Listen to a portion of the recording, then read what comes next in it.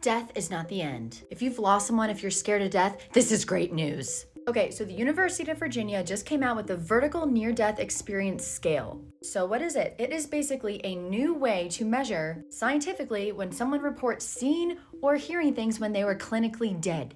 They have no heartbeat, they have no brain function. One example of this is a woman was clinically dead. She floated with her body and consciousness on top of a hospital and saw a shoe on the roof. When she was brought back to life, she told them there was a shoe on the roof, and lo and behold, they went on the roof and saw a shoe. That's the story here. For anyone who lives under a rock, near-death experiences include out-of-body experiences when dead, a sense of peacefulness, altered time of perception, encounters with bright light or otherworldly environments, and in some cases, interactions with non-physical beings or people who are deceased. Sometimes these people come back with new talents, they know other languages, have a new perspective on life where they're like psychic. They go somewhere. Science is finally admitting it.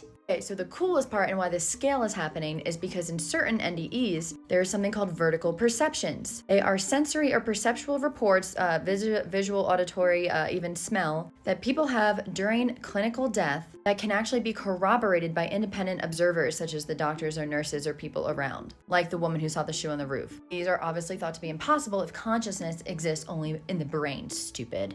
Everyone for thousands of years will be making up that consciousness doesn't exist only in the brain. So this is the scale, and basically those that can be corroborated end up in the third or fourth quartile. So basically in this study, we now have a repeatable, scientifically tested way to prove when people have near-death experiences, the validity of it and what happens. And honestly, even if we can't prove the validity, I think it's pretty fucking obvious it happens. Even if you can't logically understand it, you can feel it in your heart, and if you can't, you're just scared. Because that means, oh God, what does reality mean for me? Where do I go after this?